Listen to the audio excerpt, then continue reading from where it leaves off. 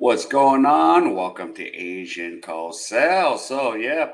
I got one by Jason Whitlock here, and Angel Reese teaches Black people a lesson on handling criticism. So let's hear Jason and Shamiko. So there we go. Angel Reese went off yesterday in a victory over the LA Sparks. 24 points, 16 rebounds, 7 assists. She shot 10 of 19 from the field. I think we got a graphic here. Angel Reese has turned the corner. Her first 8 games this year, she was pretty terrible, 10 points per game, 12 rebounds, 2.6 assists, and shot like 35% from the field, shooting an incredibly low percentage from inside of 5 feet. Last 8 games, she's now 15 points a game, 13 rebounds, 5 assists, and shooting 45% from the field. And finally, this is Angel Reese, her last 4 games. 17 points, 17 and a half rebounds, 5 assists, shooting 45% from the field. This takes me back to a life lesson, just a repeat of a life lesson I think I shared last week or something similar. Can we put my life lesson up on the screen? Criticism fuels growth. And then I back it up with Proverbs 15 and 32. And I think we used this a couple of weeks ago, but it's worth repeating again. Those who disregard discipline despise themselves, but the ones who heeds correction gains understanding. My point overall, and I've already said it, but criticism spurs, inspires, encourages growth. Angel Reese has been ripped and shredded for the past year for her offensive shortcomings and being overrated. And people have jumped to defend her. And, oh, you can't talk about Angel Reese. That's racist. And I've been like, nah, man, y'all need to let this girl get shredded and ripped because it's going to encourage her, inspire her, force her to either improve or just flame out. And she has clearly improved. And I'm applying this to a much bigger, and this is why I wanted you to participate in this, Shamika. This is like why Black people have to allow criticism. We can't keep calling all criticism racist. And Black women have to be corrected and criticized. Before we go to Shamiko,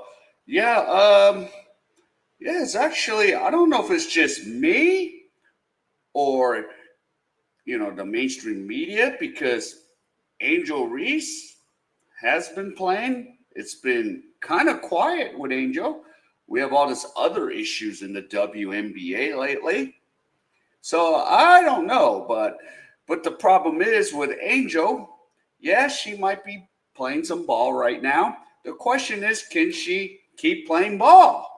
Because she's usually too busy, like, I'm a content creator and blah, blah, this. So that's remained to be seen. But let's hear this. I know this video is old, but it's been a little quiet on the Angel Reese front lately. So, but I could be wrong. Jason, let me just make myself the example. It was November 2021, and I was in the Fearless studio for the first time ever. I had just started working for this awesome man named Jason Whitlock, and I thought I did okay on the show, but I was sitting in one of the rooms after the show was over, and I was looking really good, right? And Jason comes in and pretty much told me that I bombed.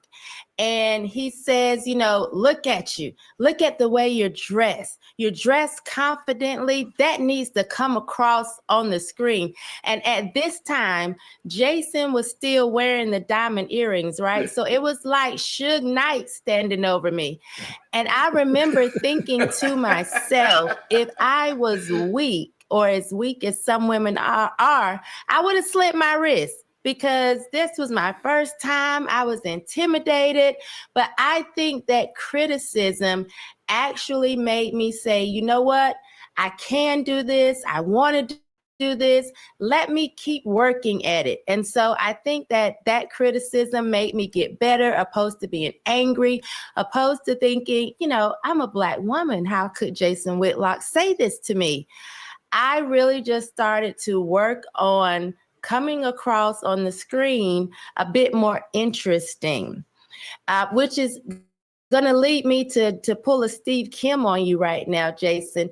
When you were talking about how you think Shaq said that only because that's what Kobe needed, he didn't really mean it. Do you mean it when you tell me I'm the best team member? Because I heard that, and then it made me question everything you said. So. No, I definitely mean that. The other thing you know about me is I don't say things I don't believe. When I don't like something, I tell you. When I do like something, I tell you. And you just even with the story you told, this is why I call you the best teammate, because I can say whatever I want to you. Even if you get frustrated initially, overall, you'll be like, nah, I'm gonna ride with this dude. And you just hop on board enthusiastically. So yes, that's the one thing. If I say it, I believe it. If I'm lying to you, eventually I'm gonna circle back and say I was lying to you. What I really meant was this or that. But Paul, I'm gonna throw you right here into this racial fire that I've started here. But yes, definitely, Paul. Yeah, so of course, yeah. If he says something about Black women, they're gonna like cancel him or stuff like that. But I get criticized, and yeah, Whitlock, even Paul. So let's listen in on what they have to say. Go back to me, coaching. A lot of it is constructive criticism, Of course. or just criticism, and you got to be man enough to take it, woman enough to take it, if you're going to get better. Well, I think you have to be resilient enough to take it. So we've talked about Tim Floyd, who introduced us. When I was in college at Iowa State, Coach Floyd was a lot harsher than he is now. He likes to give off this sort of good old boy. Yeah. He's very relaxed. But back then, he was pretty difficult to deal with sometimes. The reason I could take it was not because of something that I had done, but because of what my parents had done before that, to create this reservoir of resilience within me. So I think it's a complicated and long-running process to be able to accept that criticism. You want the coach who gives the criticism in a constructive and hopefully loving way, but you also need the raw material that can deal with it. And most of the time, elite athletes have actually sort of weeded out those who can't manage it. So it's interesting that I saw in the highest levels of sports, generally dudes who had pretty decent backgrounds, because you don't make it to that level unless you've got some store of resilience that was probably inculcated in you by parents or coaches when you were young. That's interesting that the best guys do make it because they're willing to be coached. They have a level of confidence. But sometimes you can have so much talent. Oh, sure. Yeah, there's always, I would always say, there's always the J.R. Ryder model. Yes. Right? And what's interesting is we love that story, but the reality is that most guys show up on time, work really hard. I played in Phoenix with a guy named Quentin Richardson, who I'm sure you know. And Quentin Richardson? Yeah. So that's a guy who kind of appears to not care a lot of the time, but he showed up so early for games, would get an entire workout in before the pregame workout, right? Which I thought was astonishing. Like, here's this guy that I know very little about. He did this stuff, and I thought, maybe this guy's a bit of a clown. I didn't know. But I got there and I realized, this guy works real hard. And that most of the guys at that level, and I'm sure most of the women at this level, work really hard, because you wash out if that doesn't happen.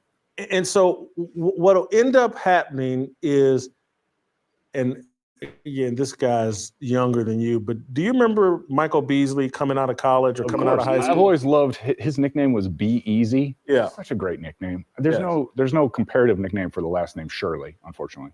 Other than that's a girl's name, which I'm aware of. But anyway, go ahead. Sorry. Michael Beasley, to me, had every bit as much talent as LeBron James, but he doesn't have LeBron James's work ethic. I don't think he was ever as LeBron struggles with coaching a little bit because he thinks he's a coach, but he's not as coachable, as moldable as LeBron. And so people look around and, hey, Michael Beasley made $40 million in the NBA. Mm-hmm. And he actually failed as an NBA player. Because I'm telling you, Michael Beasley, when he showed up at Kansas State, I was working in Kansas State. The guy, anybody I'd ever seen on a basketball court, and he underachieved. But because media ecosystem we've set up, where you got to be very careful before criticizing anybody black, or you can get accused of being a racist. I remember. Okay, he came out. All right, he was balling. Then next thing I know, I remember Beasley was in the CBA in China. So I was like, huh? What the hell's going on here? And I don't think it was even in the league that long. So, whew. We're actually denying people what they need to grow, and that is criticism. And Shamika, people are already jumping on me because I tweeted this out or posted it on X. You trying to take credit for what Angel Reese has accomplished, and I'm really not.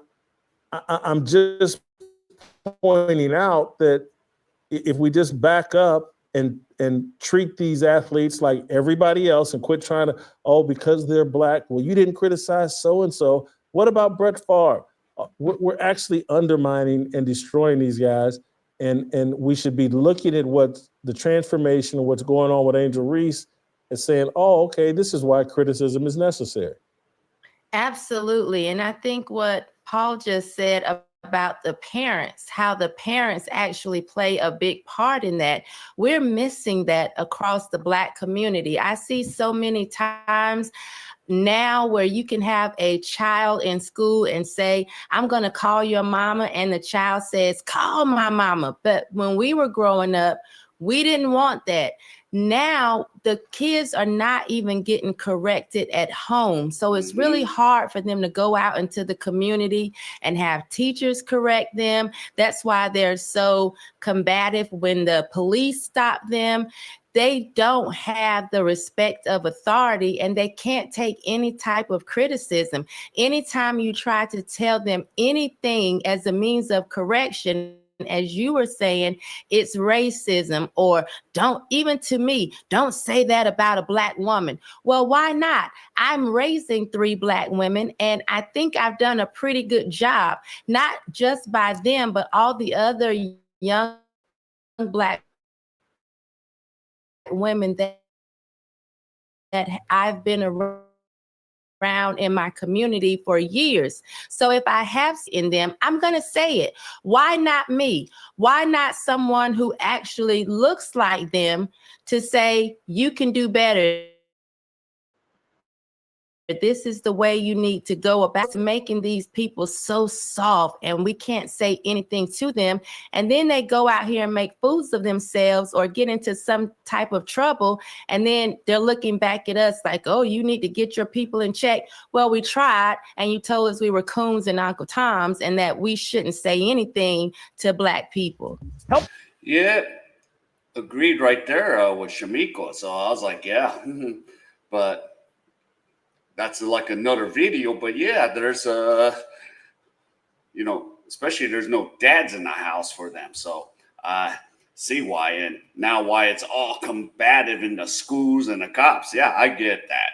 And yeah, with Angel Reese, she keeps playing, and she kind of stays a little quiet. I'm not saying like shut up and dribble. I'm just like, just choose, when you want to say something, and when, you need to not say anything. So, yeah. But so far it's been quiet, but I could be wrong. So, yeah. All right. So if any of you enjoyed any of this content, please give me the HKO special. Help the king out. Hit the like, subscribe, and comment. And wherever you are, stay safe. And I'll see you in my next video.